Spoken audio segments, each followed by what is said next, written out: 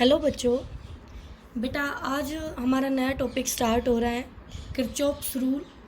जो आप Kirchhoff's rule पढ़ रहे हो ये आपको कोई भी इलेक्ट्रिक सर्किट को सोल्व करने में बहुत ही हेल्प करते हैं। तो इससे पहले भी आपने इलेक्ट्रिक सर्किट सोल्व किए हैं, लेकिन अगर आप अपने पहले की ट्रिक से या रूल से आप किसी सर्किट को सोल्व नहीं कर पा रहे हैं तो यहाँ किरचॉफ्स के 2 रूल दिए गए हैं जिन रूल से आप किसी भी कॉम्प्लिकेटेड सर्किट को भी सोल्व कर सकते हो। ठीक है, तो सबसे पहले हमारा जो फर्स्ट रूल आता है किरचॉफ्स का, उसको किरचॉफ्स फर्स्ट रूल भी कहते हैं। ये आपका फर्स्ट रूल है किरचॉफ्स, और इसी का दूसरा नाम है किरचॉफ्स करंट रूल भी है बेटा, और किरचॉफ्स जंक्शन रूल भी इसको कहा जाता है। ठीक है बच्चों, अब करंट रूल या जंक्शन रूल क्या है, कैसे इनका नाम है, यहाँ पर ये करंट रूल क्यों कह रहे हैं या जंक्शन रूल क्यों कह रहे हैं, तो जो ये लॉ है, जो ये रूल है, उसी के हिसाब से इसका नाम भी दिया गया है। ये रूल हमें ये बताता है कि किसी भी जंक्शन, तो देखो जंक्शन वर्ड आ गया यहाँ पर, किसी भी जंक्शन। अब जंक्शन क्या होता है आपको पता है कि जैसे हमारा रेलवे, जो रेवाड़ी का रेलवे जंक्शन है, वहाँ पर बहुत सारी ट्रेन्स अलग अलग जगह से आती है और फिर अलग अलग जगह चली जाती है, तो वो एक जंक्शन पॉइंट हो गया। लेकिन अगर आप पर्टिकुलर किसी स्टेशन की बात करते हैं, जैसे मैं इधर की बात करूँ, रेवाड़ी से जो महेंद्रगढ़ जाती है, तो नांगल मुंदी जो आपका रेलवे स्टेशन है वो एक जंक्शन नहीं है। यहाँ पर सिर्फ एक ही वे है। तो जंक्शन होता है जहाँ पर आपके पास बहुत सारे वे हो, बहुत सारे रास्ते हो। ठीक है, तो वो होता है जंक्शन। तो यहाँ पर जो हमारा रेवाड़ी का रेलवे स्टेशन है वो एक जंक्शन पॉइंट है, क्योंकि वहाँ पर जयपुर से भी, दिल्ली से भी, महेंद्रगढ़ से, नारनौल से, बहुत सारी जगहों से आपकी ट्रेन आती है और अलग अलग जगह पे जाती है। तो ये होता है एक जंक्शन। तो इसी तरह करंट के लिए भी, अब इलेक्ट्रिक सर्किट में हम डिस्कस कर रहे हैं, तो इलेक्ट्रिक सर्किट में तो ट्रेन तो चलेगी नहीं, तो बेटा यहाँ पर आपके करंट होंगे अलग अलग ब्रांच में। तो किसी भी पॉइंट पर आपकी 2 वायर आके मिल रही है और तीसरी वायर वहाँ से जा रही है, तो वहाँ हम देखेंगे कि वो जो पॉइंट होगा उस पॉइंट को हम जंक्शन कहेंगे। जैसे यहाँ पर आप ये देख पा रहे होंगे, ये एक जंक्शन है बेटा। ठीक है, तो यहाँ से ये 2 एम्पियर करंट आया, ये 3 एम्पियर करंट आया, और अब ये 2 और 3 एम्पियर करंट यहाँ आके मिल रहा है, तो ये इस रास्ते में जाएगा। अब इस रास्ते में कितना जाएगा वो हम देखेंगे आगे, ये रूल हमें सिखाएगा कैसे हमें फाइंड आउट करना है। तो बच्चों आपको क्लियर होगा कि जंक्शन क्या होता है। ठीक है, तो सबसे पहले हमारा जो किरचॉफ्स फर्स्ट रूल है वो हमें ये बताता है कि किसी भी जंक्शन पर सभी करंट का एल्जेब्राइक सम 0 होता है। किसी भी जंक्शन पर सभी करंट का एल्जेब्राइक सम 0 होता है बेटा। अब बच्चों एल्जेब्राइक सम पे फोकस करना। एल्जेब्राइक वर्ड जो आया आपका, ये देखिए, ये आपका एल्जेब्राइक लिखा हुआ है। एल्जेब्राइक सम का मतलब ये है बेटा कि यहाँ पर जो करंट हमारी, कुछ करंट आपको इस जंक्शन पे आती हुई लगेगी, कुछ इस जंक्शन से जाती हुई लगेगी। जैसे मैं अगर आपको यहाँ पर दिखाऊं, मान लो ये मेरा जंक्शन है और मैंने कहा इस वाली वायर में मेरा 1 एम्पियर करंट आ रहा है और इस वाली वायर से मेरा 3 एम्पियर करंट आ रहा है। तो इस वायर में करंट आएगा नहीं बेटा, जाएगा, क्योंकि आपको पता है ऐसा पॉसिबल नहीं हो सकता कि अलग अलग ब्रांचेस से करंट आते ही रहे एक पॉइंट पे। नहीं, एक जंक्शन पॉइंट पे अगर कहीं से करंट आ रहा है तो करंट निकलेगा भी। ठीक है, तो यहाँ पर जो करंट जाएगा वो 4 एम्पियर जाएगा, इन दोनों का मिलके।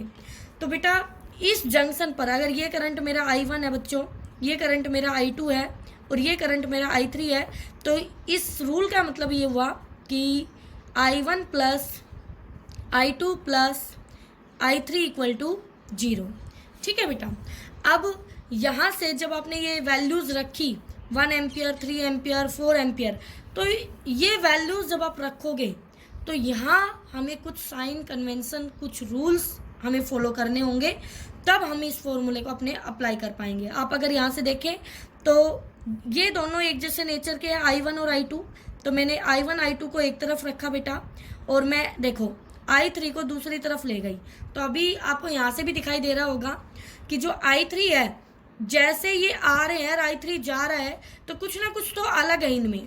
तो वही होता है बेटा एल्जेब्राइक सम में कि हम इनकी साइन के साथ वैल्यूज पुट करेंगे, ठीक है। तो यहाँ साइन कन्वेंशन क्या होगी हमारे, अगर कोई करंट आ रहा है और हम इनकमिंग करंट को पॉजिटिव ले रहे हैं तो आउटगोइंग करंट को हमें नेगेटिव लेना होगा, ठीक है। तो जैसे ही मैं यहाँ इस इक्वेशन में वैल्यू पुट करूँगी, ये इक्वेशन, तो I1 की जगह मैंने रखा 1 एम्पियर, ठीक है। फिर प्लस लगाया, I2 की जगह मैंने रखा 3 एम्पियर क्योंकि ये दोनों इनकमिंग करंट है, और I4 की जगह I3 की जगह मैंने रखा -4 एम्पियर। अब इनको सोल्व किया तो बेटा ये हो गया 4 एम्पियर -4 एम्पियर यानी कि इक्वल टू 0, और यही हमारा लो है। तो इसी तरह से हम सर्किट में इक्वेशन सोल्व कर सकते हैं जंक्शन रूल अप्लाई करके, ठीक है बेटा। तो मैं यहाँ पर लिख सकती हूँ कि जितने भी ऑल करंट्स का जो समेशन होगा, अलजेब्राइक सम होगा, वो 0 होगा। और दूसरी तरह से अगर मैं कहूँ तो जो इनकमिंग जितना करंट होगा उतना ही आउटगोइंग करंट होगा। तो हम इसको ऐसे भी लिख सकते हैं बेटा। अब देखिए साइन कन्वेंशन मैंने आपको बताया, इनकमिंग करंट को हम पॉजिटिव ले रहे हैं तो आउटगोइंग करंट को हम नेगेटिव लेंगे। अब एक बात और बताओ बेटा, अगर कोई आपसे ये कहे कि ये जो किरचॉफ फर्स्ट रूल है ये किस प्रिंसिपल पर बेस्ड है, तो बच्चों करंट, जितना करंट आया उतना करंट गया, और करंट होता है चार्ज अपॉन टाइम, ठीक है।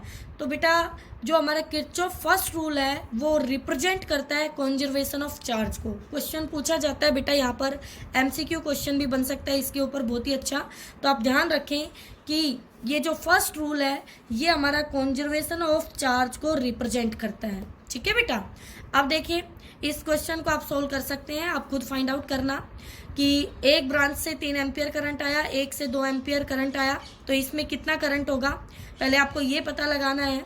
और फिर यहाँ से इधर चला गया 0.2 एम्पियर, इधर चला गया 8 एम्पियर, तो यहाँ कितना करंट होगा, ठीक है। तो फाइनली आपको यहाँ करंट बताना है, तो उसके लिए पहले आपको यहाँ जानना होगा यहाँ टोटल कितना है, और उस टोटल को फिर इस जंक्शन के लिए ये हो गया इनकमिंग करंट और ये हो गया आउटगोइंग करंट, प्लस में आप I को यूज़ करेंगे और I का जो भी साइन होगा वो आप यहाँ से फाइंड आउट कर सकते हैं कि कितना करंट होगा I करंट, ठीक है बेटा। तो ये आप फाइंड आउट करना। अब आते हैं नेक्स्ट रूल की तरफ।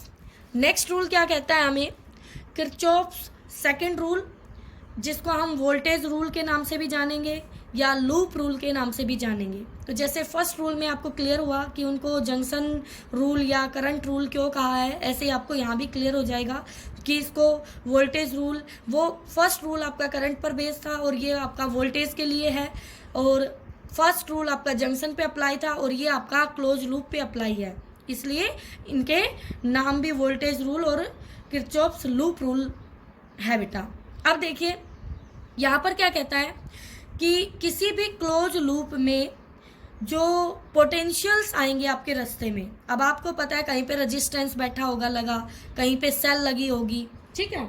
जैसे मैं आपको अगर दिखाऊं एक सर्किट, तो मान लीजिए ये एक रेजिस्टेंस है और यहाँ पर ये एक सेल लगा दी हमने, और यहाँ दूसरी तरफ ये दूसरा रेजिस्टेंस ले लिया और यहाँ एक सेल और लगा दी। तो इस तरह से तो आप देख पा रहे होंगे ये एक क्लोज सर्किट है, ये भी एक क्लोज सर्किट है। तो बेटा हम इसको भी एक लूप मान सकते हैं, इस वाली को भी एक लूप मान सकते हैं, या पूरी बड़ी वाली को, बीच वाली को अगर हम छोड़ दें ऐसे, तो ये बाहर वाली भी एक लूप ले सकते हैं हम, इसको लूप बोलते हैं, क्लोज लूप। तो देखो आप ऐसे चलोगे, वो तो लूप की डायरेक्शन हम बताएंगे कि लूप हम ऐसे लूप चलाना पसंद करेंगे, यानी इस टर्मिनल से अगर इसको A, इसको B, इसको C, इसको D, इसको E और इसको F नाम दिया, तो क्लोज लूप आप लिखोगे इस डायरेक्शन के अलोंग अगर आप चल रहे हो। तो मैंने कहा मैं A से चलूँगी, A से B गई, B से C गई, C से D गई, D से वापस A, तभी तो क्लोज लूप बनेगी बेटा, ठीक है। तो क्लियर है आपको सबसे पहले क्लोज लूप क्या होती है, तो ये क्लोज लूप है। अब इस रास्ते में आपको कहीं पे रेजिस्टेंस बैठा मिल रहा है, कहीं पे सेल लगी हुई है, तो इस तरह से यहाँ पे इसके अक्रॉस भी एक पोटेंशियल मिलेगा हमें जो V होगा और इसका अपना EMF होगा, तो हम इनको सोल्व करेंगे। तो ये वोल्टेज रूल है आपका बेटा। देखिए आप क्या कहता है ये रूल, तो ये कहता है कि algebraic sum all potential differences appearing in a close loop is 0। ठीक है। एक क्लोज लूप के अक्रॉस जितनी भी पोटेंशियल डिफरेंसेस आ रही हैं उनका एल्जेब्राइक सम 0 होगा। अब एल्जेब्राइक सम आ गया फिर से वही कि उनके साइन के साथ। तो आपको पता है हम पहले भी कुछ सर्किट सोल्व कर चुके हैं। अगर हमारे पास जो सेल है उसमें 2 टर्मिनल होते हैं, एक पॉजिटिव एक नेगेटिव, ठीक है। और इसी तरह हमारे पास रेजिस्टेंस होता है, रेजिस्टेंस में करंट जाता है, वहाँ प्लस साइन दिखाते हैं, जहाँ से निकलता है वहाँ माइनस साइन दिखाते हैं बेटा। तो प्लस माइनस साइन आपके यहाँ पे आएंगे। ओके, अब सेल के लिए देखिए साइन कन्वेंशन क्या कहता है। तो सबसे पहला काम आपका क्या होगा सर्किट में, आप सेल पे प्लस माइनस शो कर लेना, ठीक है। फिर आप जिस तरफ जाना चाहें जाइए, आपकी मर्जी है। तो पहले मैंने ये डायरेक्शन ली कि मैं ऐसे जा रही हूँ। जब मैं ऐसे जाऊंगी तो मेरा डेस्टिनेशन साइन देखना है आपने, और वो मुझे यूज़ करना है अपनी इक्वेशन में। तो बताओ बेटा, जब मैं ऐसे चलूंगी तो क्या लास्ट में मुझे नेगेटिव दिख रहा है? यस मैम, मेरे जाने के रास्ते में लास्ट में नेगेटिव दिख रहा है, यानी डेस्टिनेशन मेरी मंजिल नेगेटिव साइन आता है। तो मैंने लेना है यहाँ पे माइनस ई। तो यहाँ ईएमएफ मैं माइनस ई से रिप्रेजेंट करूँगी अपनी इक्वेशन में। अगर इसी सेल में मैं ऐसे जाती हूँ पहले वाले सिचुएशन के अपोजिट में, तो डेस्टिनेशन साइन मेरा पॉजिटिव है बेटा, तो मैं यहाँ पर प्लस ई लेके चलूँगी। ओके, अब दूसरा रेजिस्टेंस के लिए बेटा, तो सबसे पहले रेजिस्टेंस के लिए आपको काम क्या करना है, प्लस माइनस शो करना है। तो ये करंट है आई, और ये यहाँ पे रेजिस्टेंस में घुस रहा है, तो यहाँ पॉजिटिव, यहाँ से निकल रहा है तो यहाँ नेगेटिव। और मैं कहीं कैसे भी जा सकती हूँ, करंट की डायरेक्शन में भी जाना पसंद कर सकती हूँ और इसके अपोजिट भी जा सकती हूँ। तो पहले मैंने करंट के अलोंग जाना पसंद किया, तो मैं करंट के अलोंग जा रही हूँ। तो रेजिस्टेंस का डेस्टिनेशन साइन है नेगेटिव, तो इसके अक्रॉस जो पोटेंशियल ड्रॉप होगा वो इसका करंट और रेजिस्टेंस, यानी मैं यहाँ पे लेके चलूँगी माइनस आई आर। आपको कोई कन्फ्यूज़न नहीं रहना चाहिए, ठीक है। आपकी बुक्स में चाहे जो भी दे रखा हो, अलग अलग बुक्स में अलग अलग तरीके से समझा रखे होंगे सर्किट, बट बेटा जो मैं आपको बता रही हूँ आप उसको फॉलो करना, आपको कहीं प्रॉब्लम नहीं होने हैं। और आप जब भी न्यूमेरिकल करते हैं तो बुक के सॉल्यूशन को ना पढ़ें, स्टेटमेंट को 2 बार पढ़ें, अच्छे से समझें, फिर अपने तरीके से उस क्वेश्चन को सोल्व करें, ठीक है। तो अब यहाँ पर देखिए ये आपका रेजिस्टेंस है, ये प्लस और ये माइनस करंट की डायरेक्शन के हिसाब से हमने लगा दिया। हम करंट के अपोजिट जा रहे हैं तो हमें यहाँ डेस्टिनेशन में प्लस मिलेगा, तो मैंने यहाँ पे प्लस आई आर को उठा लिया, ठीक है। तो मैं अपनी इक्वेशन में प्लस आई आर यूज़ करूँगी। अब बेटा जो हमारी सेकंड रूल है, किरचॉफ सेकंड रूल है, ये रिप्रेजेंट करता है कंजर्वेशन ऑफ एनर्जी को। जैसे फर्स्ट रूल रिप्रेजेंट करता था कंजर्वेशन ऑफ चार्ज को, तो सेकंड रूल रिप्रेजेंट करता है कंजर्वेशन ऑफ एनर्जी को। ओके बच्चों, अब बेटा देखिए एक छोटा सा सर्किट हम सोल्व करेंगे, तो इससे आप इसको अप्लाई करना सीख जाएंगे कैसे करना है हमें। तो आप ध्यान से देखना अपना सर्किट क्या है। Find potential difference across 4 ohm resistance. ये एक सर्किट दिया है बेटा, यहाँ एक सेल है। इंटरनल रेजिस्टेंस आपको बताया पहले भी, सेल के साथ लगा भी सकते हैं नहीं भी लगा सकते, बट अगर वोल्टेज के साथ रेजिस्टेंस लिखा है तो आप समझ जाना वो उस सेल का इंटरनल रेजिस्टेंस है, और ये जो पोटेंशियल है ये उसकी ईएमएफ है, ठीक है। तो ये हो गई 12 वोल्ट और 2 ओम। फिर एक रेजिस्टेंस है 4 ओम का जिसके अक्रॉस हमें पोटेंशियल डिफरेंस निकालना है। फिर दूसरी सेल लगी हुई है 6 वोल्ट 1 ओम का रेजिस्टेंस, ठीक है। तो बच्चों स्टेप क्या फॉलो करने हैं पहले आपको वो सीखने हैं। पहला स्टेप है बेटा, जितनी भी आर्म है ये ब्रांच, जितनी भी ब्रांच आपको दिखाई दे रही है सभी में आप करंट शो कर दीजिए, इस करंट को रिप्रेजेंट कर दीजिए, ठीक है। हर बच्चा अपने हिसाब से अलग अलग दिखा सकता है। जैसे कोई बच्चा इसके पॉजिटिव से करंट निकाल दे I1, इसके पॉजिटिव से निकाल दे I2, और उन दोनों को इसमें भेज दे I3, ऐसे कर सकता है, या जैसे मैंने किया है वैसे कर सकता है, ठीक है। उसके बाद सेकंड स्टेप क्या है, करंट दिखाने के बाद सेल और रेजिस्टेंस सभी पर आपको प्लस माइनस साइन रिप्रेजेंट करना है, ठीक है। फिर तीसरा स्टेप क्या है बेटा, आपको केवीएल अप्लाई करना है अपनी क्लोज लूप पर, केवीएल। और अगर कहीं आपको ज़रूरत पड़े तो जंक्शन पे आप अपना किरचॉफ्स जंक्शन रूल अप्लाई कर सकते हैं, ठीक है। और फोर्थ लास्ट स्टेप, जितनी भी इक्वेशंस हमारी बनेगी उनको हमें सोल्व करना है। तो बच्चों यहाँ पे सारे स्टेप आपके लिखे हुए हैं, ये आप यहाँ से एक बार रीड आउट जरूर कर लेना, ठीक है। आप देखिए सर्किट को दोबारा मैंने बनाया है, ये रहा आपका सर्किट। और फर्स्ट वाली जो सेल है 12 वोल्ट की, उसके पॉजिटिव से करंट निकाला मैंने आई, और फिर ये आई करंट नीचे आया, तो एफ पॉइंट पे ये डिवाइड हो गया दो हिस्सों में। तो क्या मैंने यहाँ जंक्शन रूल अप्लाई कर दिया है? बिल्कुल। अगर यहाँ पे I1 चला गया तो इधर कितना जाएगा? I2, और वो I2 किसके इक्वल होगा? I माइनस I1 के, ठीक है बेटा। तो यहाँ आपने जंक्शन रूल अप्लाई कर दिया है, ठीक है। फिर उसके बाद इस पूरी ब्रांच में I1 रहेगा, इस पूरी ब्रांच में I2 रहेगा, और इस पूरी ब्रांच में यहाँ से लेके यहाँ तक I रहेगा, ठीक है। ये काम आपका पहले स्टेप से होगा। दूसरा स्टेप प्लस माइनस शो कर, अच्छा सॉरी बच्चों, पहले प्लस माइनस शो कर लिया था आपने, और सेल पे तो पहले कर लेंगे आप, लेकिन रेजिस्टेंस पे आप करेंगे करंट को दिखाने के बाद। अब रेजिस्टेंस पर आप शो कीजिए, इसमें देखिए करंट एंटर कर रहा है तो यहाँ प्लस, यहाँ से लीव हो रहा है माइनस। इसमें देखिए करंट एंटर कर रहा है प्लस और लीव हो रहा है माइनस। इसमें देखिए आप ये सोचेंगे मैडम ये रेजिस्टेंस कहाँ से आ गए? बेटा जी मैंने इस सेल के रेजिस्टेंस को अलग से दिखा दिया, क्योंकि आप सर्किट को सोल्व करोगे तो आपको ऐसे दिखाने होंगे, तभी आपके लिए इजी होगा किसी भी सर्किट को सोल्व करना, ठीक है।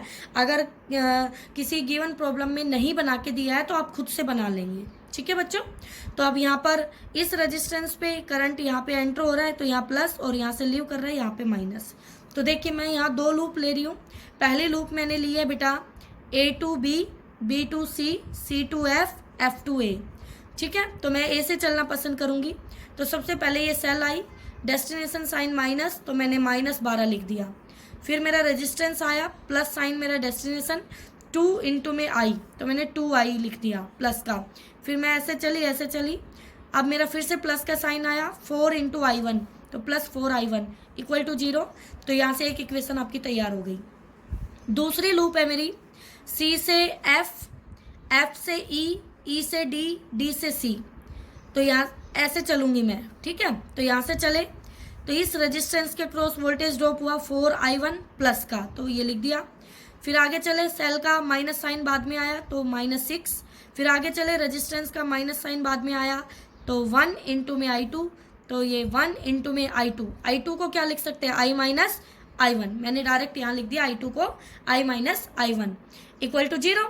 तो इसको सोल्व किया, दूसरी इक्वेशन हमारी तैयार हो गई। तो बेटा 1 एंड 2 इक्वेशन को आप सोल्व करके यहाँ पर दोनों करंट की वैल्यू यानी I1 एंड I2 आप निकाल सकते हो। बाकी इसने पूछा था 4 ओम के अक्रॉस वोल्टेज तो पोटेंशियल ड्रॉप, तो I1 की वैल्यू निकल चुकी है, आप उसके रेजिस्टेंस से मल्टीप्लाई कीजिए, उसका पोटेंशियल डिफरेंस आपको मिल जाएगा, ठीक है। अब बेटा नेक्स्ट क्वेश्चन आपका खुद का टास्क है, ये आपको करना है। तो ध्यान से सबसे पहले सेल के प्लस माइनस शो कर लीजिए, उसके बाद आप अपने अपने करंट, अब यहाँ से लेके यहाँ तक करंट एक जैसा होगा। तो ये 1 वोल्ट की, ये 2 वोल्ट की है, तो इसकी चला लो आप, ये पॉजिटिव से करंट निकाल देगी I1, ठीक है। तो I1 इसमें ऐसे चलेगा। फिर आप इस ब्रांच में मान लीजिए ये 3 वोल्ट की, 1 वोल्ट की, इसकी चला लीजिए, ये हो गया I2। अब देखिए यहाँ से I1 आया और यहाँ से I2 चला गया, तो इसमें कौन सा जाना चाहिए? I1 माइनस I2, ठीक है। तो बेटा आपको करंट की डायरेक्शन मिल जाएगी। फिर आप रेजिस्टेंस, सारे रेजिस्टेंस शो कर चुके होंगे, नेक्स्ट सर्किट बनाएंगे तब, और उन रेजिस्टेंस के अक्रॉस प्लस माइनस शो करके फिर आप अपनी लूप लगा सकते हैं, ठीक है बच्चों। तो इसको आप करें, किसी बच्चे को डाउट हो तो वो ज़रूर पूछे।